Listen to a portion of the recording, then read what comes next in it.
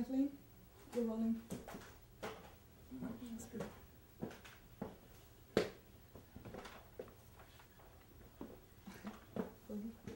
Do we see the brand? Because that was covering up the brand. Can you see that in shot? Is it just his tag? No, do we see the brand of the piano? Oh, no, we don't. No, we don't. That's fine. That's fine. That's good. Want some paper tape on it to be safe? No, it's okay. Got it, babe? It's safe. Alright. Can we get over there? Let's just cut here. Yes. Okay, we're rolling.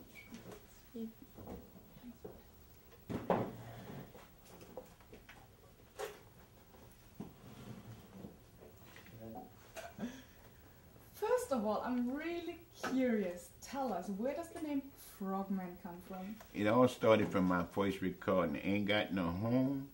Paul Gayten had sent the disc to Leonard Chess in Chicago, of Chess Check and Argo, and they came down, they heard me in the brass rail on Canal Street. So Leonard told Paul to put me in the studio and record the song. And so we recorded it, and during that time, back in the 50s, they called it trial disc. You know, they didn't produce the record outright. They made a disc, and it was a trial disc, and they sent it to all the disc jockeys.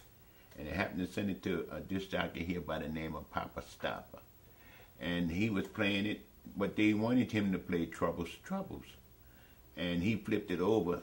He the one did it, and flipped it over to Ain't Got No Home. That was the B-side. And the people had a lot of requests for it. And it was requesting the Frog Song by the Frogman, you know, people in New Orleans and around the area. And so one day I would happen to be in the studio, and they was really requesting a song.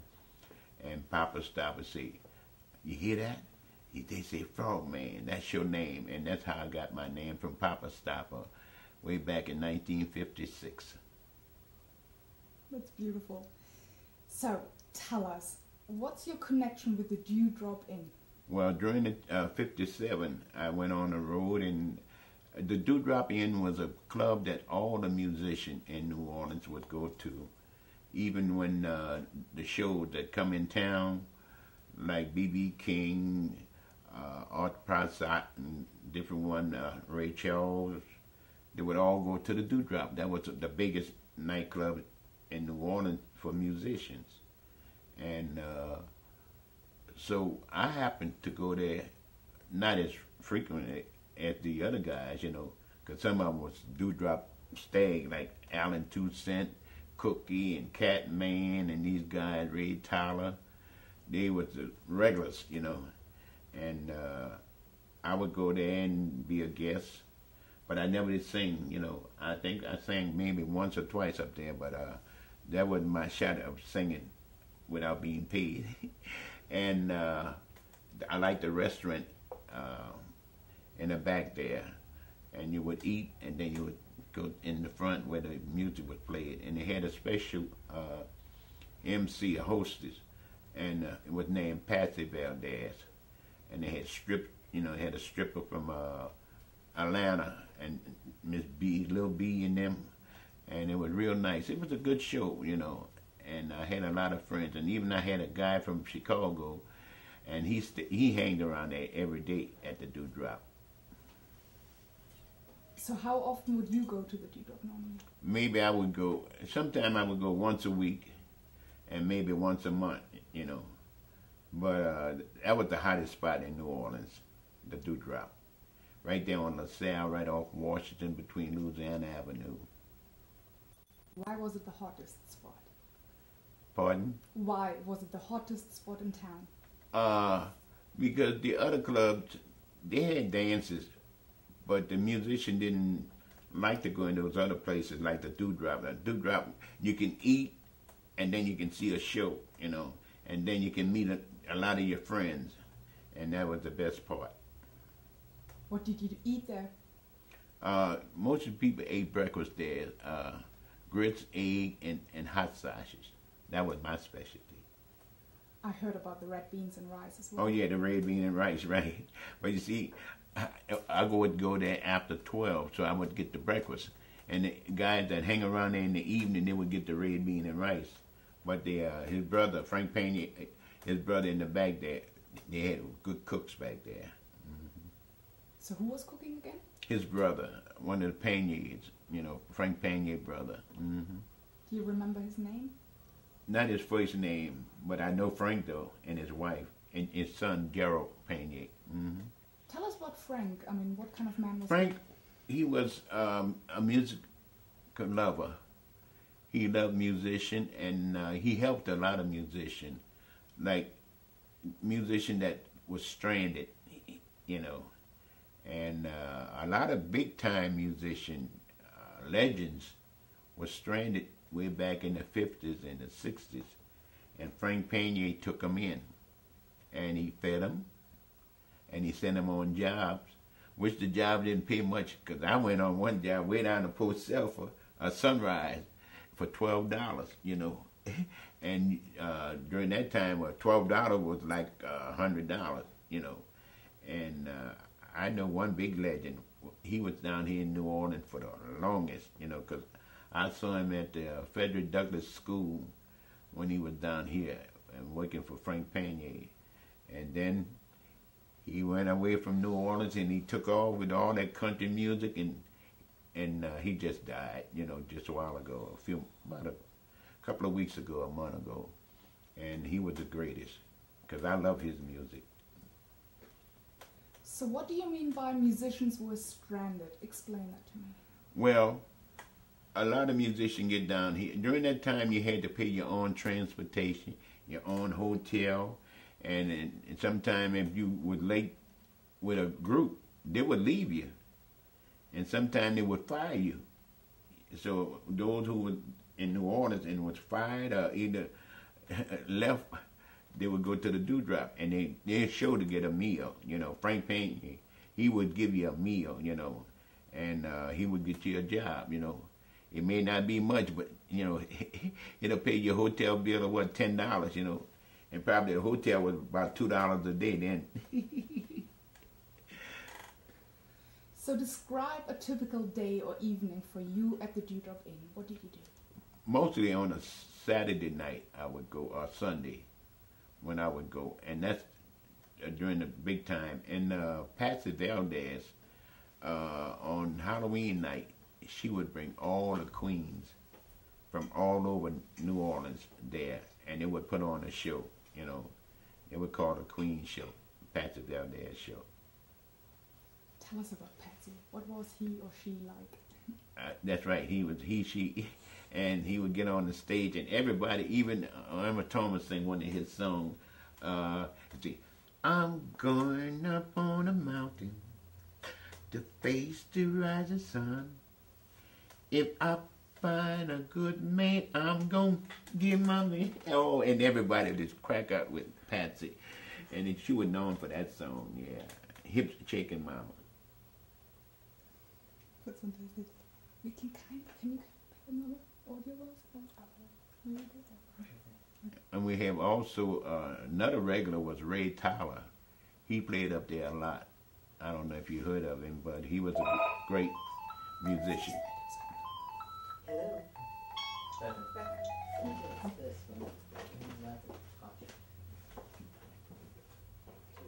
Let's just wait for this too.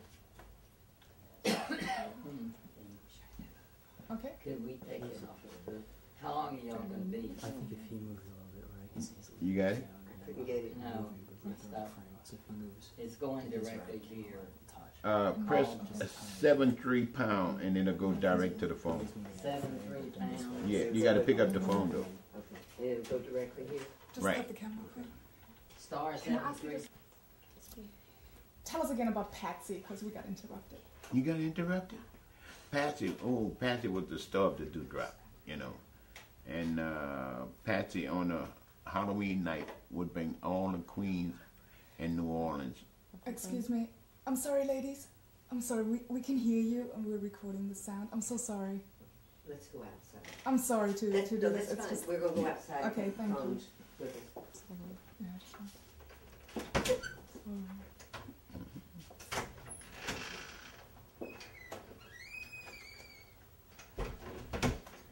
Are you ready? Take 3. Patsy Valdez was the star of the show at the Dewdrop. Everybody loved Patsy. Everybody know Patsy. And Ray Tyler was another regular there. And one thing about Patsy made the Dewdrop, you know, because Patsy on a Halloween night would bring all the queens in New Orleans there. And they would be well dressed and beautiful, you know. And they would have a special show on Halloween with the queens. And Patsy was known for her song, Hip Shaking Mama. She would get up there and say, well, I'm going up on a mountain. And the band would say, wow, face to rising sun. If I find a good man, I'm gonna give my man. Ah, yeah. And then everybody would laugh, you know. It was a great deal to hear Patsy sing. And also they have strippers. One girl from Atlanta that I knew of, I think her name was LaVoyne, and Lil B. Lil B was well known up there. And Escarita, he was another one at the Dewdrop, and he was like Little Richard. And the people loved these certain guys at the Dewdrop. Earl King, he stayed there at the Dewdrop. Allen Toussaint, he hung around there, and I don't know about the Neville brothers, but Tommy Risley and Chuck Carbo and different guys like that. But Bobby Mitchell and I was from the West Bank. We didn't go over to, I went out, but I was real young then, and I didn't hang out too much in the clubs, you know, because I was used to sweet shops. But the Dewdrop, it was a beautiful place, and you can park your car 3 blocks away, no one would harm you. That's how safe it was. And it was across the street from a project, you know. And it was real safe to walk during the 50s and 60s around a Dewdrop. And they didn't rob you. And they didn't vandalize your cars, because they had people from all over. Big, you know, these well-to-do people, you know, they would come there in their suits and things, and then they had the ones with the jeans on, you know. You mentioned Bobby Marchand. Tell us a bit more about him and you. Bobby Marchand was also one that worked there. I worked with Bobby, also worked with Huey Smith and the Clowns, you know. And everybody loved Bobby, you know. And Bobby had his routine too, you know.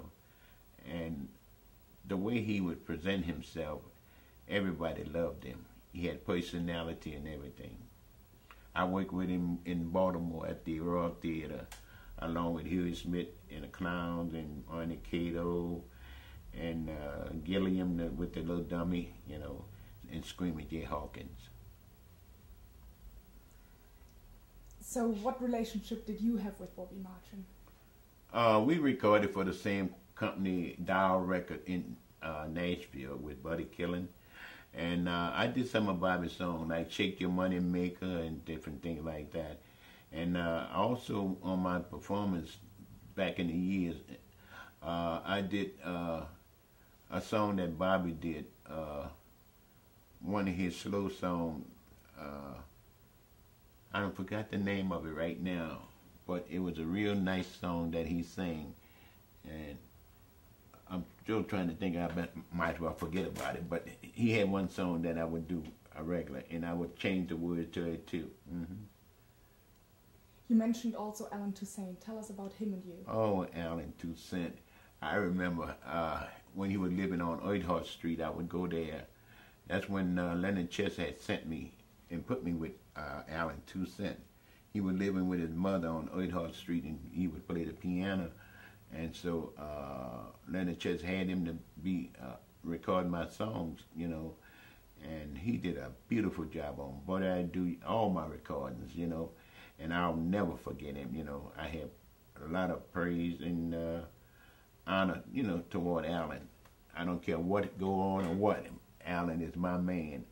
And everybody wanted his sound with me, with the horn, the brass sound. And he did a beautiful job. What about Bobby Mitchell? I started out with Bobby Mitchell. way back in 53, 54, and 55.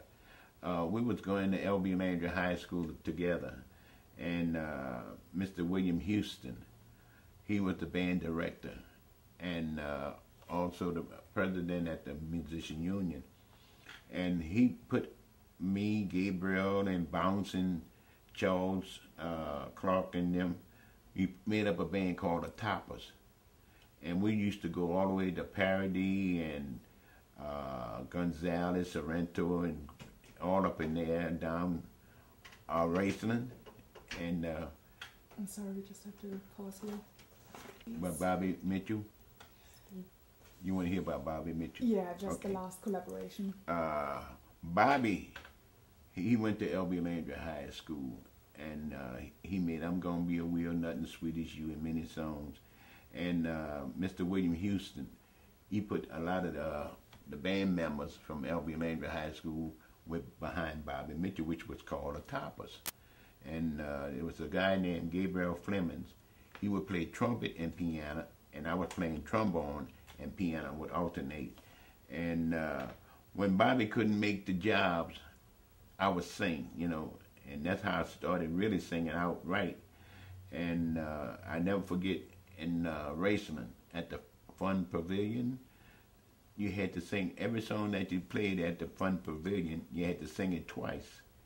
And even in Gonzales and the Bantam Club and different ones up there, I had to sing because Bobby couldn't get off from work, but the band went on. And I had a beautiful time with Bobby. And so April the 1st, 1955, that's when I got married. And I was supposed to work with Bobby. And I don't know, did I tell him or not? But anyway, I got married. And from then on, I didn't get any more work from Bobby. So I figured he fired me. And that was the best thing he could have done. And I love Bobby.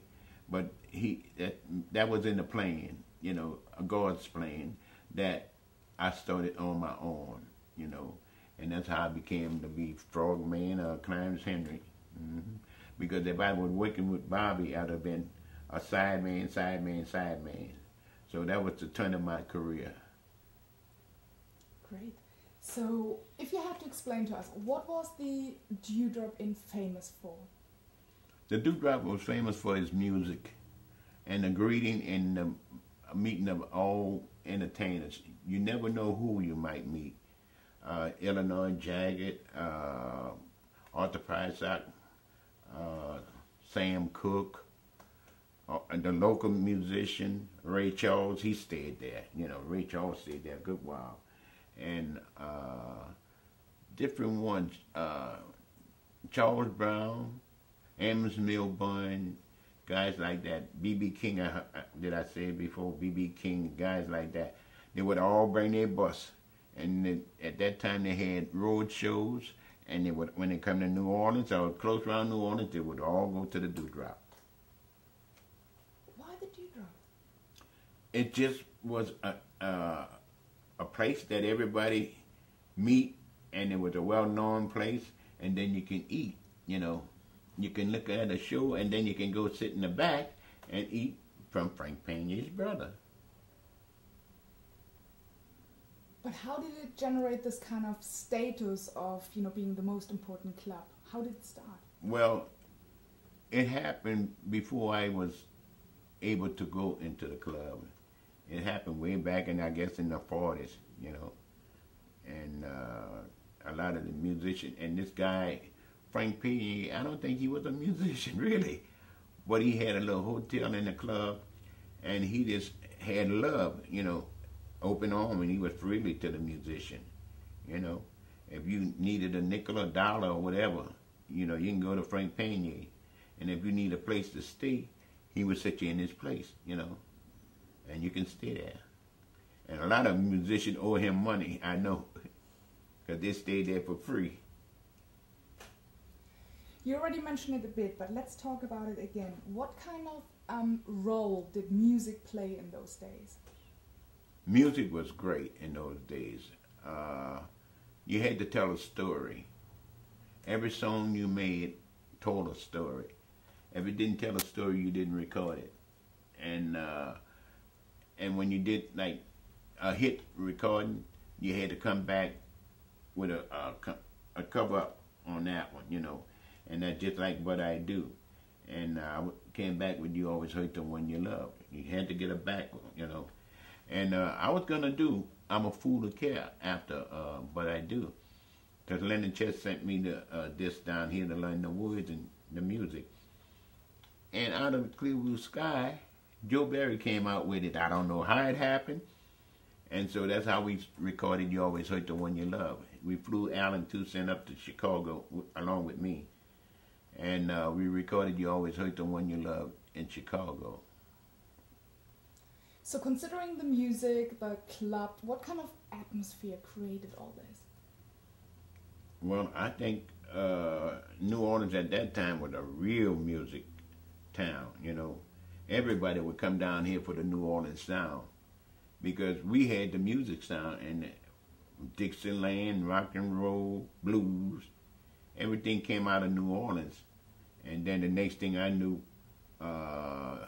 it was the Philadelphia sound, and the Motown sound, and this one sound, and that one sound.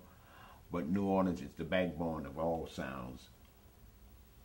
So if you consider that lots of people went to the Judo specifically for the music, what kind of social atmosphere did the music have? It was beautiful. It was like a family.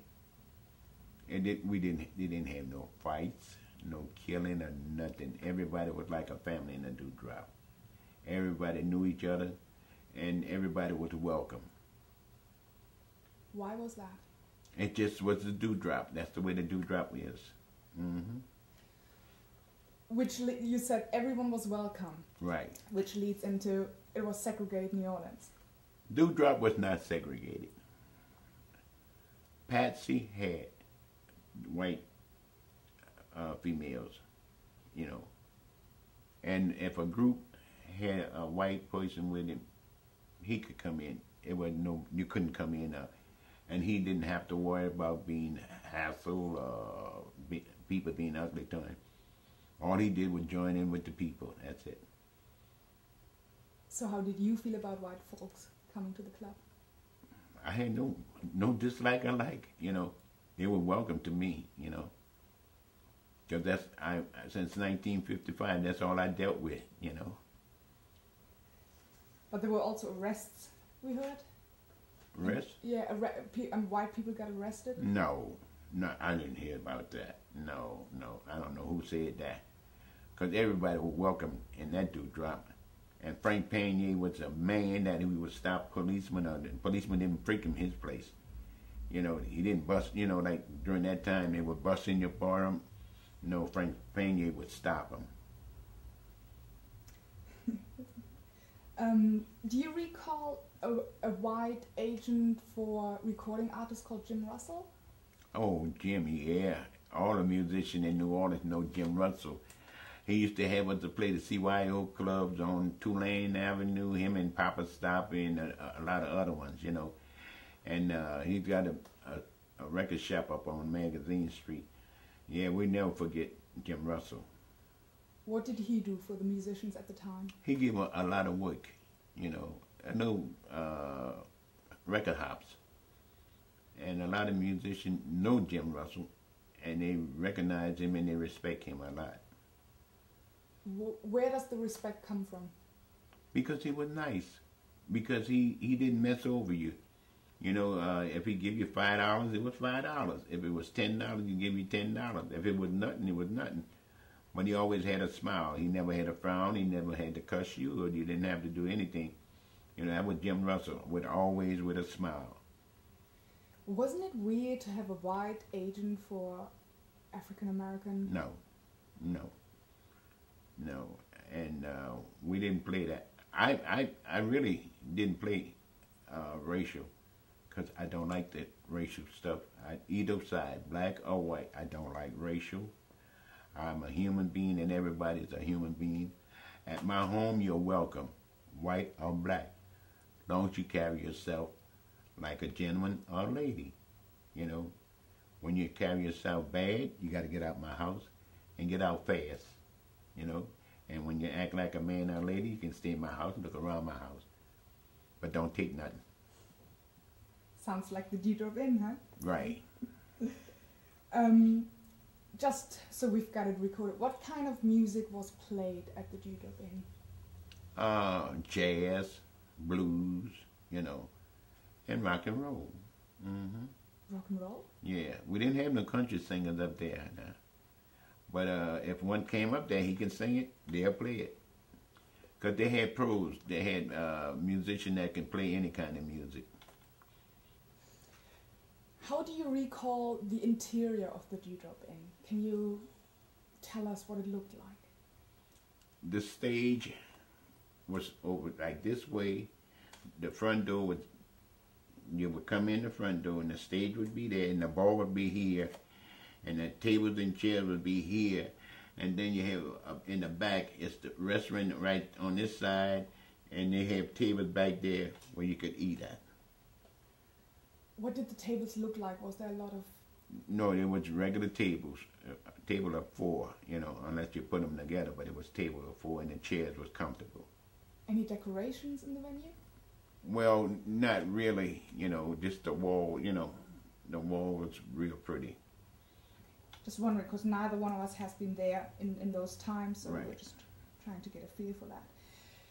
You mentioned it a bit earlier. Let's talk a bit more about the neighborhood of the D-drop in those days. Tell us, what was the neighborhood like back then? The neighborhood was nice. You have the Club Forest up the street. You had the Flint Goodrich Hospital. You had the Brown Derby. And you had a lot of clubs around, you know, hotels, the South Side, and ballpark, restaurants around there, and groceries. It was a safe neighborhood. You can walk through that project and you didn't get robbed, you know. Or you can park in the project or alongside the project, you didn't get robbed. No one messed with you, you know, during that, back in the 50s and 60s. And that's when I visited, back in the 50s and 60s. Do you know when and why the D-drop in lost its prominence? Well, there was other clubs that came about, and a lot of musicians gotten to be older, and a lot of them died out. And Frank Panier, when he died, you know, well, everybody loved Frank, and when he died, that's when it, you know, dripped away.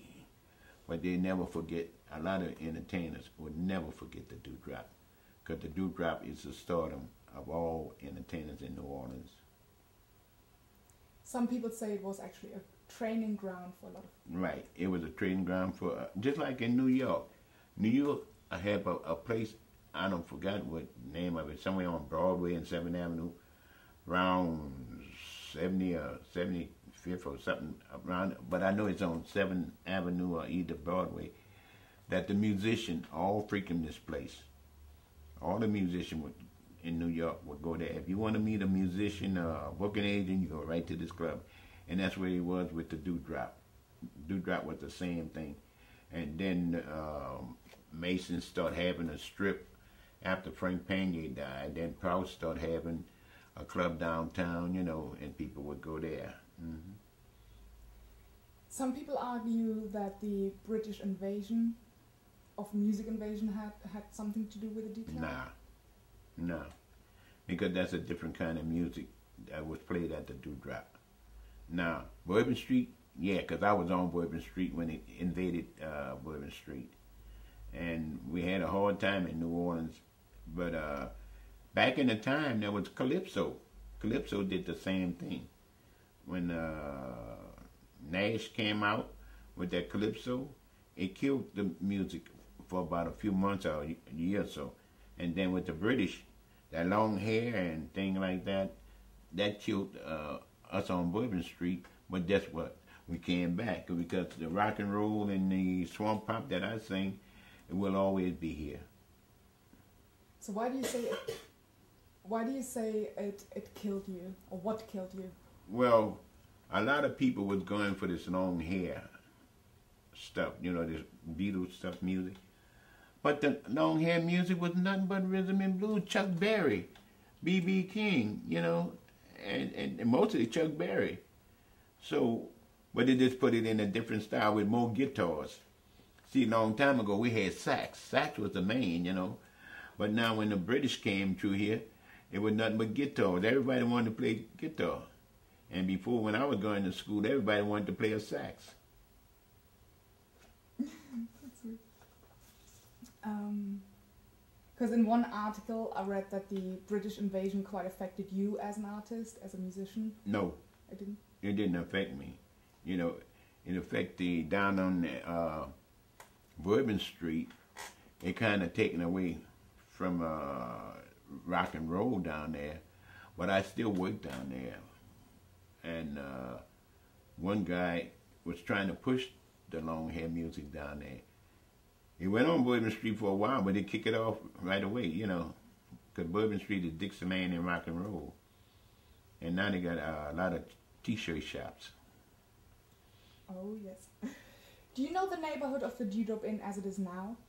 No, I haven't been up there Okay. in years. When were you at the Dewdrop last? Oh, that had to be back in the 60s. That's all right. Oh, the reason why I'm asking is the grandson of Frank Pania, Right. Kenneth Jackson, he owns the club still, and he intends to reopen it. Right. How do you feel about that? Well, I don't know him, and I don't have any contact. The last one I had contact with the Dewdrop was Frank Panier's son, Gerald.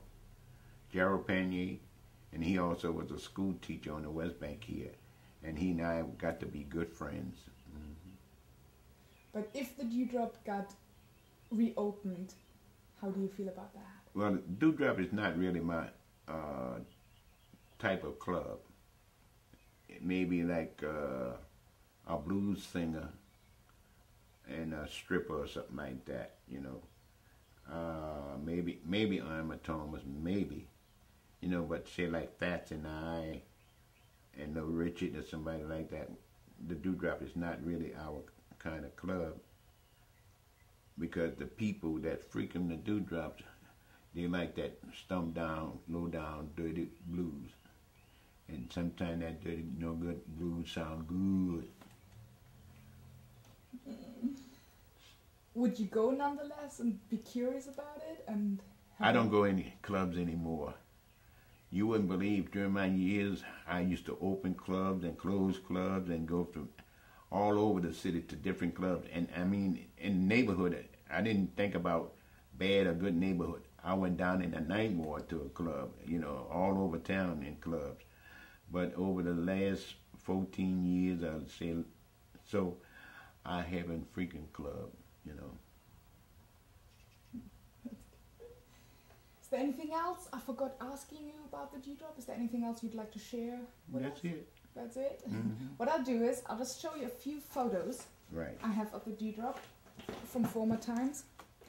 And maybe you recognize certain people of it or the venue.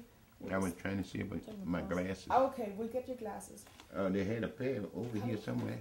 You see a freaking the Dewdrop. Do tell us, yes. Okay. I mean, have a look. Or do you want to tell me first? Okay. No, I'll look at the pictures first. Feel Then free I'll to tell you. tell us No, first. I'll tell you. Because maybe some of the guys I... Mm-hmm. Then handheld.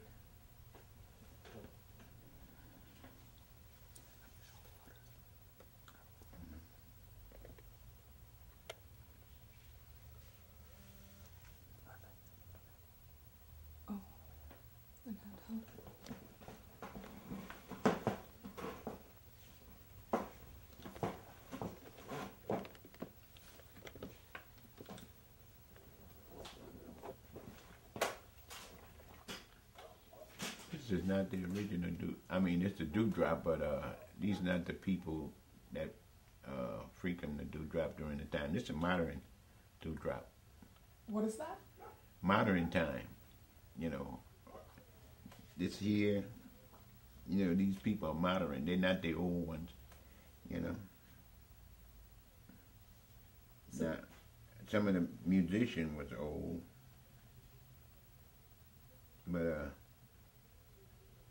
these are new people. what do you mean by new people? They're a lot of years, maybe in the 70s or something like that. They're not Ray Tyler,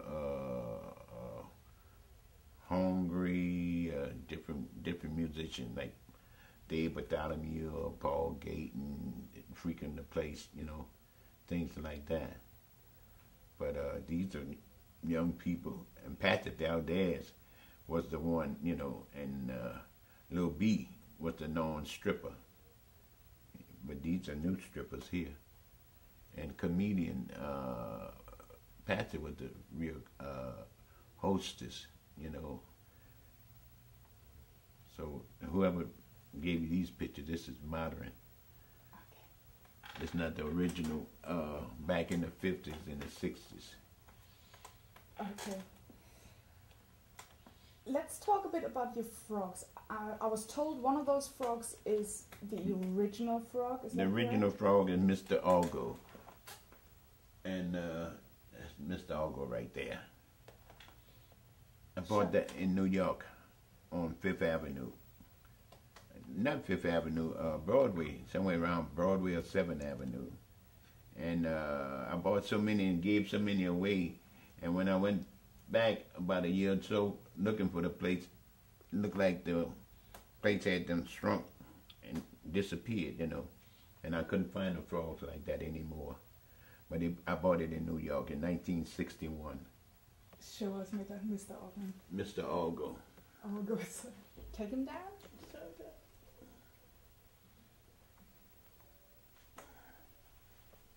And this the one on my shoulder, my first pictures that I took in New York. And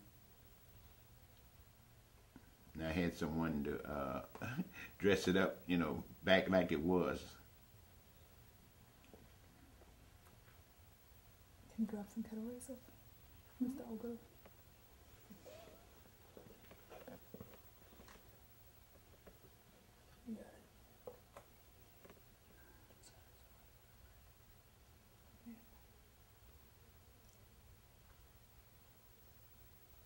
Maybe tilt up towards his face and back. Just look at Mr. Algo and you look at him.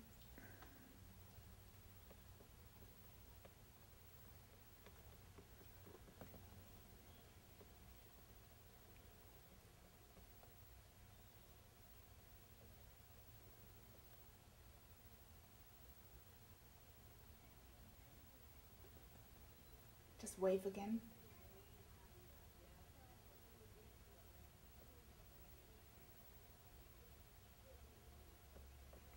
Are there any photos here in your house that relate to the time you went to the Dewdrop? Not really. I have them in books. I don't know where they are, but back in the time of the Dewdrop. But I don't have any on the wall from the Dewdrop. And any from that time of other musicians and you or yourself? That's the only, that top picture there of me by myself. And we could have a look at that. Would you like to show us that photo? The one up on the top there. The third or the first? That's my first picture that I took pro, like. The third picture? No, the from first right picture. on the top? No. No. Right there, right there. Oh, that one. Yeah, that's the one I was using in 61 until I got the one with the frogs. I had that taken on Rampart Street. How old are you then? 19. Handsome guy. Thank you. Okay. Is it doable that we film him looking at some photos here and following him, writing on? Yeah, two is doing turning down and walk out and hope for the best. I think second picture up at the top on the wall right over the toilet door. I worked with her way back in 57, Joanne Campbell. And she should have been the first female rock and roll singer before Connie and Francis and all of them. Because she'd been singing rock and roll, you know. But I don't know what happened to her, but I sang with her a lot during the 50s and the 60s. But there's no one around here who you, I mean, in the photos, who you played with at the Dewdrop or kind of interacted with at the time? No, not that I know of.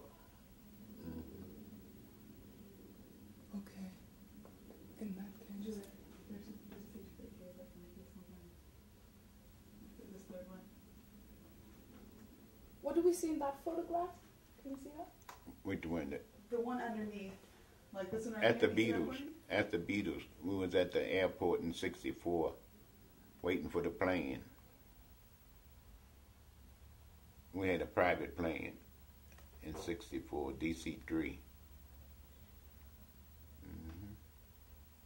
Let's have a look at some of those photographs Yeah, together. and well, Paul Gayten, but he and I not together, but Paul Gayten during that time with the Dewdrop, and Tommy Ridgely, a few pictures over there, but we not standing together during that time.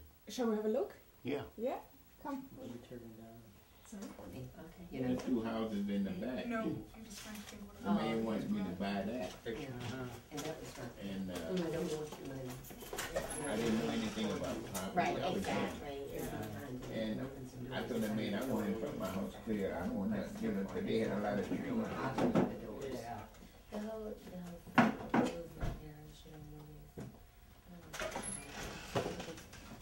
And she said, well, $2,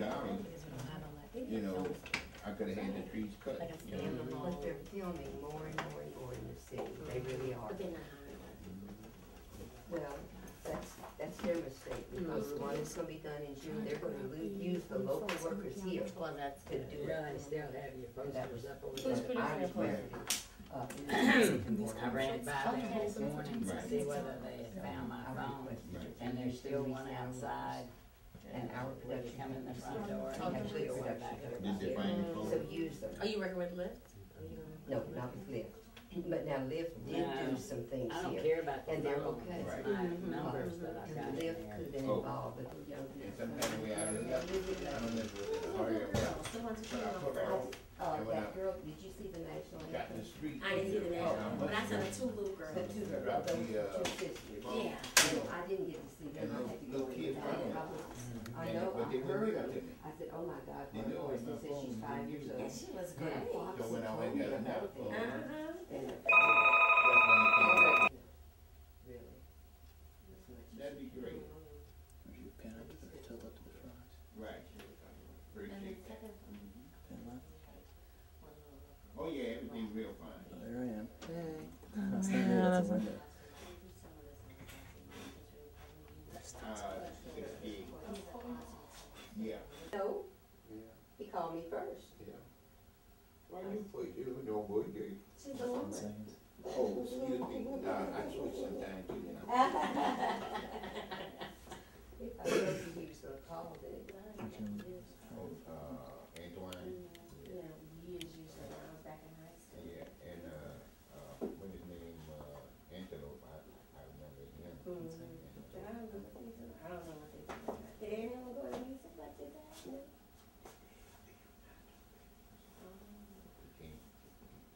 I don't know how your daughter had these. So he. I remember back in the day. But I do. Yeah, you know, Why it should really it does, make it's like you a talk? recording.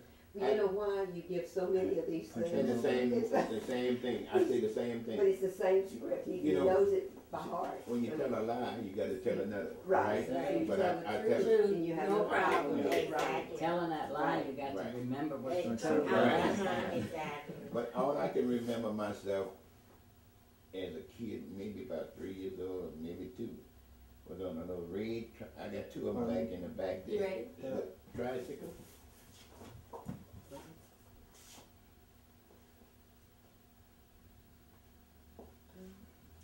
You have a little tricycle.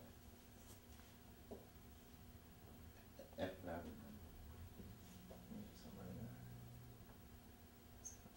Judy, can they talk, or are you? Can you talk? Talking.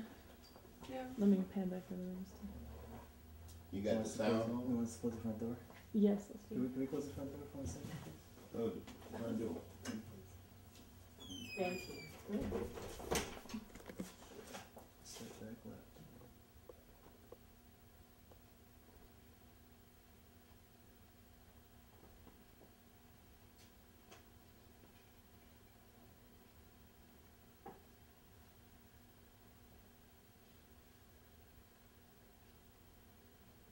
Not sure all the way, just keep going.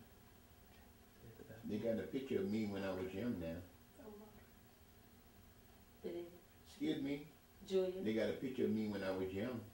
You do? Yeah, but maybe about 8 years old or so. Would you like to show us that? You can show it to me, Cleo?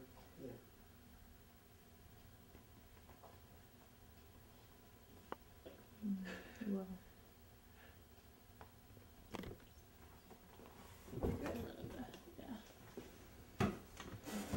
You want to get the picture when I was young? There's a mirror there. Okay, let's He's grab this up. asking you Yes. something. Grab those rocks. Julia, sorry, he's asking. Here I No, am. 'cause you luckily ran into each other. Any No. more cake? No, Waiting around? all of it's all eaten No, up. she has to just get started. She was. All Oh, eaten you up. did? Y'all finished. Oh, yes, we do. We go down to the Lord's house That and lady back again, across huh? the river. Okay. At that lady again. That's okay. You can leave it down. Well, she's 12 now, so, Is that actually I don't know focused? how that I happened. think Here. the You're going strong. nut, Stripped. It's stripped. the nut strip, it needs to be glued down in that hole on Yeah. that leg. That's the problem. When I put some, what they call that, super glue? why don't you just call the, where'd you get it? Oh, piano. Call them and let them replace your stool. I might get my granddaughter to take it. It's shaky, you can't sit on it, you're gonna fall, you know. Now, It's that's spinning and dangerous. everything else. Yeah. Few minutes. You don't stand on a stool like that because they Are you do gonna do shake. some more of them? Nobody stands. Yeah, he had to stand on it. Someone So was give on me it a this morning. From So you wrapped with it? Before I could stop it. No, but Well, I it's But recovered it was from that. loose, but you Yeah. but when you will discuss it, Come up higher, he does balance. get on Yeah. real tight. Well, I'm gonna ask her right now. Well, over at, I know, our chair's okay to stand we on, not went over there yesterday. Give me a break. Let me have it, right here, just let me take it, okay? Let me have it all. No, let me do it. Let me do it. Palm, grab the leg. Grab the leg, Palm. Put it up. Grab the leg and come with me.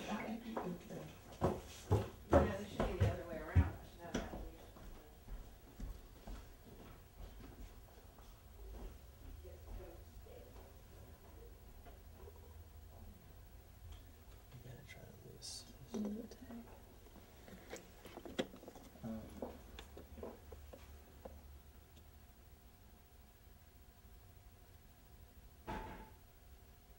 That's good. Then she dropped it again. I got a piano. I don't let nobody touch that when I play with it. And my great grandchildren come and my grandchildren come. I got a piano 52 years old. What is it, 52, 53 now. In the In the living back? room. Yeah. You get real tight In on the this living guy? room. And they play on that one? Yeah. They say, oh, can we play on our piano? You know? When did you buy this piano? Is it not? About a year. About a year. This one's- Yeah, about a year ago. That doesn't matter. Let's get some Let's see, stuff. yeah. Can we have one more close up from this point of view of the frog on his, and exclude the line? With the keys if possible, so we see the keys.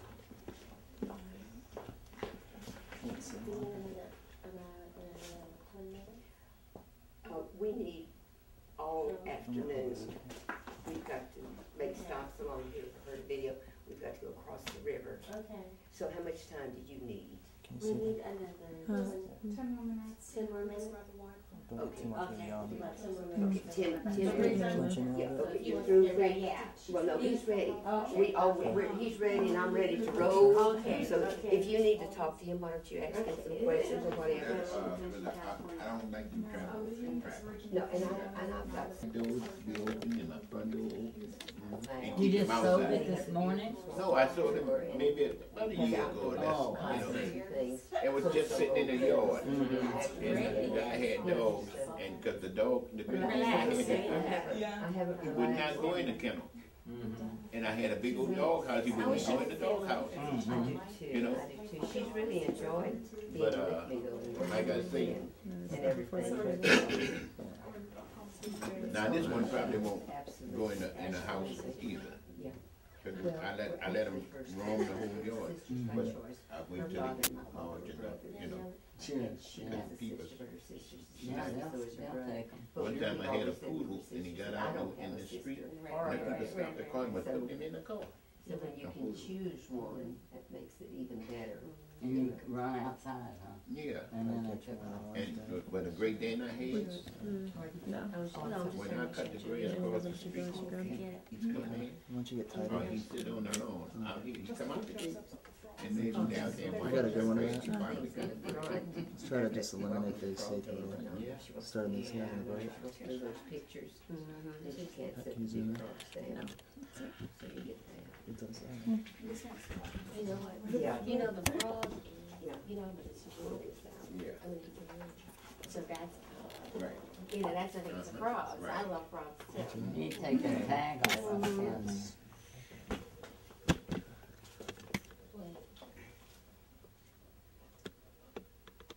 I walk in the basement and so That's what Caleb told me. I want to put something on there, not a frog. Well, not a Serve frog. people a frog. my great grandbaby Here, put put that this on there. one. Nala put that on there. Here. Cleo, You want that this one on one? that one I'll on. go want this in one? there. Cleo, Nala put that there. I said, you know, you Nala don't, put that that's there. when they would put it back. My great grandbaby. Oh, you should. Well, you got it. Just like two wine glasses. Less window. It's two wine glasses. Except that bottle of wine on it. Yeah. The guy bought me that bottle of wine last night. You did. Uh-huh. Well, what if we put it in the Still.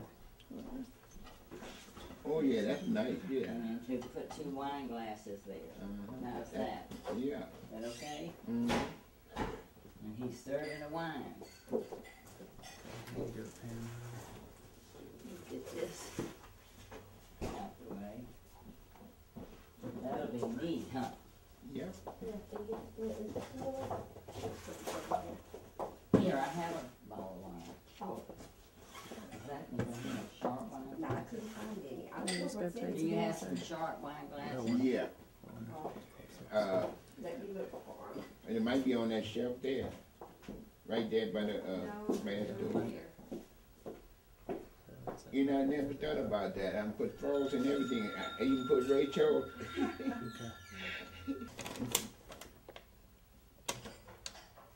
Come up higher.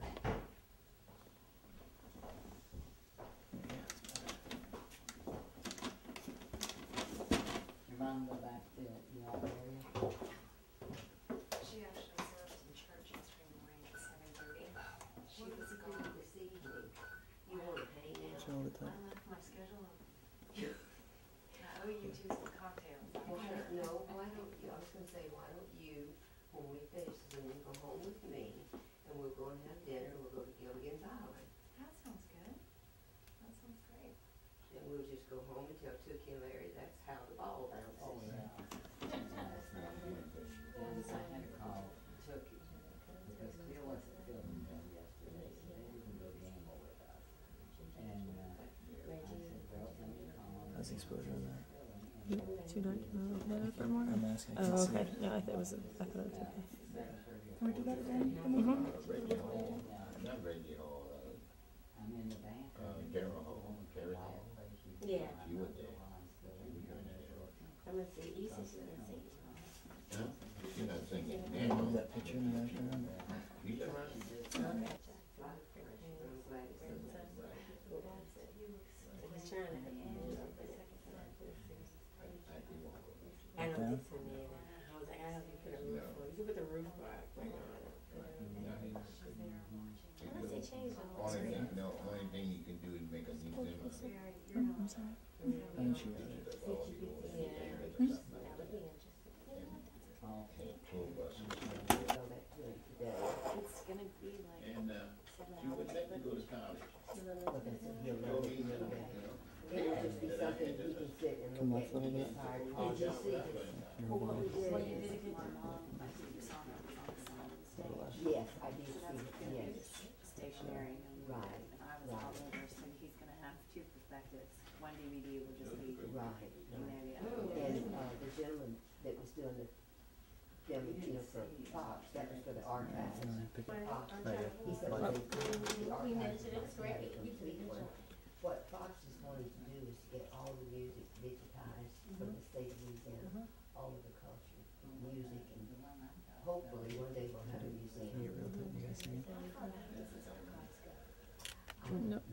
I don't know if this is boxes. The best way to get real tight is to come all the way in, zoom all the way out, and come all the way in. You get it real tight. But if you ever need any information, just call out. Come all the way in and then what? Was he born in America? I believe that 6-year-old. It's 5. The little girl with the little cowboy hat, she's 5 years old. Go ahead and pan left and make him stand right. Who was doing Frogman? I'm 5 years I don't old. know, but I'm so glad I was in Come back. Fox's office the week before he had his accident, or you wouldn't have seen that program. Do it. You wouldn't have seen Right the back. national anthem. Why? Because Al Harris had not prepared the program for that. And because when I saw a little girl standing there, Come back.